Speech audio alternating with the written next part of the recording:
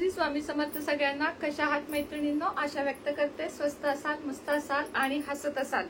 हसत हसतच दिवस काढायचे. भले आपल्या समोरचे आपल्याशी कसेही वागू दे किंवा आपल्या आयुष्यात कुठलेही प्रसंग येऊ दे, हसत वागणे, हसत राहणे हेच आपल्यासाठी चांगले आहे, आपल्या आरोग्यासाठी चांगले आहे. आता तुमच्यासाठी आज छान असा एक टॉपिक घेऊन आले आहे की आपल्या जवळचेच, अगदी जवळचे, ज्यांना आपण आपला जीव की प्राण मानतो, ती बहीण असेल, तो भाऊ असेल, ती आई असेल किंवा ती काकू असेल, ती जाऊ असेल किंवा नवरा असेल, कुणी असेल, आपल्या अगदी जवळचे जेव्हा आपल्याला टोमणे मारतात, आपल्या समोर पण मारतात, ते मारतात, शिवाय आपल्या माघारी मारतात, आपले पाय ओढायला बघतात किंवा त्यांना हेही कळत नाही की हिला 2 मुले आहेत. म्हणजे समजा माझं उदाहरण मी देते, तुम्हाला उदाहरण देते की मला 2 मुले आहेत. हिच्या घरात जर 4 पैसे आले तर हिच्या 2 मुलांसाठी, म्हणजे तिच्या घरातच ते उपयोगी पडणार आहेत. हे ज्यांना कळत नाही आणि जे दुसऱ्याच्या प्रगतीवर जळतात, त्यांच्या बाबतीत आज मला बोलायचं आहे की दुसऱ्याच्या प्रगतीवर जळणाऱ्यांचे स्वतःचे कधीही चांगले होत नाही. आणि मीपणाचा गर्व, अहमपणाचा गर्व हा माणसाला नेहमी खाली पाडतो. म्हणून कधीही कुठल्याही गोष्टीचा गर्व करू नका. दुसऱ्याच्या प्रगतीमध्ये आनंद माना. समोरचा काहीतरी करतोय तर त्याला शांततेत करू द्या आणि तुम्ही तुमच्याच रेषेने चाला. माझा स्वभाव तोच आहे. मला तोंडावर लोक बरेच टोमणे मारतात, माझे सख्खे मारतात, परके मारतात. मी काय करते, मी माझ्या दिशेने चालत राहते. तुम्हाला जे काही टोमणे मारायचे ते मारा, जेव्हा समोरासमोर येईल तेव्हा बघू, या मताची मी आहे. मात्र मला एकच सांगायचं आहे की प्रत्येकाला प्रत्येक गोष्ट करण्याचा अधिकार आपल्याला दिलेला आहे, तो देवाने दिलेला आहे. कुणीही एकमेकाचे पाय ओढून कुणाचेही वाईटही होणार नाहीये, कुणाचं चांगलंही होणार नाहीये. त्यामुळं कधीही आपल्या माणसाचे पाय चुकूनही ओढू नका. तुम्ही मारवाडी लोक बघा, तुम्ही बाकीचे मोठे लोक बघा, जी लोक आज आपल्याला बघा, रतन टाटा जेव्हा गेले तेव्हा आपल्याला खूप वाईट वाटलं, कारण त्यांनी जाताना नाव कमावलं होतं.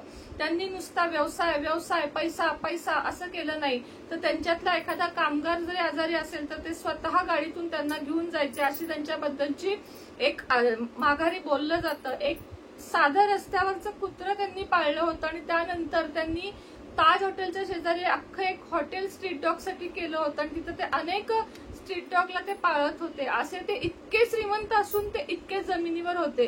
पण काही माणसांना जमिनीवर राहायचंच नसतं, तर हवेत राहायचं असतं. त्या हवेत राहणाऱ्या प्रत्येकाला माझं सांगणं आहे की हवेतून थोडं खाली या, थोडं माणसात या. तुम्ही फक्त एका व्यक्तीसाठी सगळ्या व्यक्तींना जर सोडत असाल तर त्या चुका तुम्ही करू नका. तुमच्या आजूबाजूला तुमची स्वतःची माणसं आहेत, हे कधीही लक्षात ठेवा. आपल्या माणसांना तोडून किंवा आपल्या माणसांना दुःख देऊन किंवा आपल्याच माणसांचे पाय ओढून, आपल्याच माणसांना कमी लेखून आणि मी म्हणजे फक्त शहाणा किंवा मी म्हणजे फक्त शहाणी असं समजून या जगामध्ये चालत नाही. हे जग आहे, या जगात कमवावं लागतं. प्रत्येकाला प्रत्येकाच्या कुटुंबाची काळजी असते. प्रत्येकाला 2 पैसे कमवायचे असेल तर माझंच बघा, मी माझी 2 मुलं एकटी सांभाळते. आपल्याला मदतीला, मला मदतीला कुणी येणार आहे का की हे धर 50,000 रुपये आणि तुझा महिना काढ. एकदा देतील, 2दा देतील, तिसऱ्यांदा काय म्हणतील, ए बाई तुझं तू बघ, मला जमणार नाही. त्यामुळं मला माझ्या मुलांसाठी जे काही काम करणं योग्य वाटतं ते मी करते आणि ते मी करत राहणार. भले त्यासाठी मला कुठेही तोंड द्यावं लागू दे किंवा काहीही होऊ दे, मी ते करणार.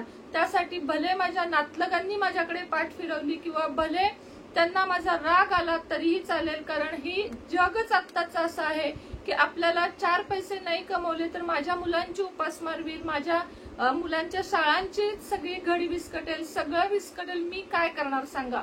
असंच तुमच्या बाबतीत जर घडत असेल की तुमचे सख्खेच तुमचे पाय ओढत असतील तर तुम्ही फक्त वाट बघा त्या क्षणांची जेव्हा तुम्ही काहीतरी करू शकाल, तुम्ही सेट व्हाल.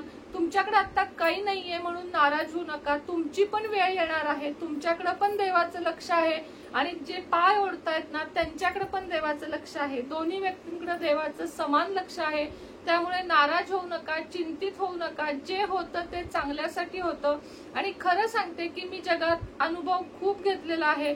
लोक परकी सोडा, परके आपल्याबद्दल चांगलं चिंतात पण सख्खेच आपली वैरी असतात, असं बऱ्याच घरांमध्ये घडतं. आणि बरेच असे मेसेज मला येतात की ताई काय करायचं, सख्खी बहीण अशी वागती, सख्खा भाऊ असा वागतो. अशा वेळेस अत्यंत दुःख होतं की आज त्यांना कळत कसं नाहीये की कुठलीही स्त्री आपल्या चरितार्थासाठी कमवत असते. आज जर तुमच्या घरात, आता समजा 2 सख्या बहिणी आहेत, तुझ्या घरात बाबा 4-5 जण कमवणारे आहेत, माझ्याकडे कुणीच कमवणारं नाहीये, मी एकटीच कमवणारी आहे, तर मी जर काही करत असेल तर तू त्याला पाठीवर हात थापला पाहिजेस की कर, कीप इट ऑन असं तुम्ही एकमेकाला म्हटलं पाहिजे ना, की ती हे करू शकत नाही, तिने हे केलंच नाही पाहिजे आणि तिच्या बाबतीत हे सगळं तिचं खोटं आहे, तिचं चुकीचं आहे असं दर्शवलं पाहिजे. अतिशय मन दुखतं जेव्हा आपली सख्खी आपल्याबद्दल असं बोलतात. परकी बोलली ना तर आपण सोडून देऊ शकतो की आपलं कोण लागतं ते जाऊ दे, पण जेव्हा आपली सख्खी बोलतात तेव्हा हृदयाला लागतं, हृदयापर्यंत लागतं आणि ते जे लागतं ते मनातून कधीही जात नाही. एक वेळ तुम्ही एखाद्याला काही देऊ नका, घेऊ नका, तुम्ही पैसा देऊन त्याला हे करू नका, दाबून ठेवू नका की तू माझा ही गोष्ट आता ऐकलीच पाहिजेस, तू हे केलंच पाहिजेस, तू हे नाही करायचं, हे नका करू. कारण हे करून तुम्हाला काय मिळणार आहे. आपण एकमेकाच्या, आता समजा 2 बहिणी आहेत, 3 बहिणी आहेत, पाठीला पाठ लावून आलेले आपण असतो. म्हणजे माझी बहीण असू दे, तुमची बहीण असू दे, सगळ्यांबद्दल मी बोलते.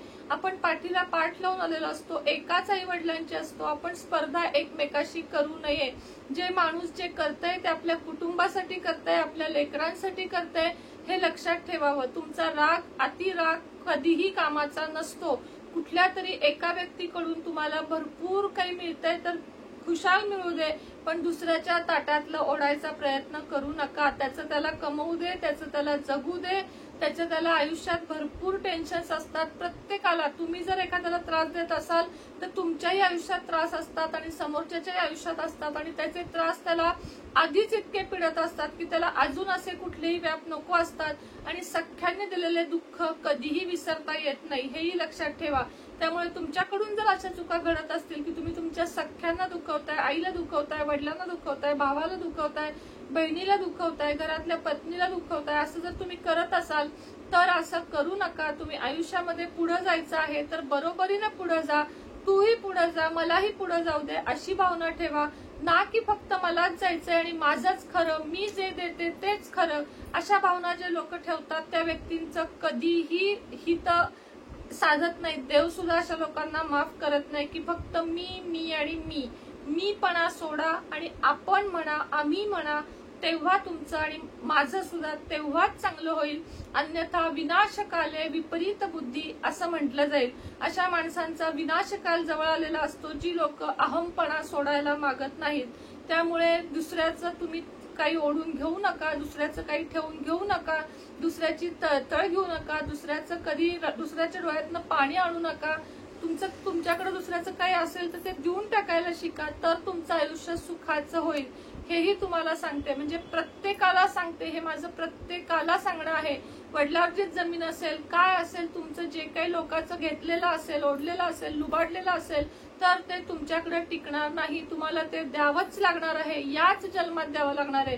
त्यामुळे तुम्हाला या व्हिडिओमध्ये इतकंच मला सांगायचंय की आपलीच लोक आपले दुश्मन का बरं बनतात, मलाही याचं उत्तर मिळालं नाहीये. तुम्हाला मिळालं असेल तर नक्की कमेंट बॉक्समध्ये सांगा की जेव्हा आपलेच मन दुखवतात तेव्हा काय करायचं. श्री स्वामी समर्थ.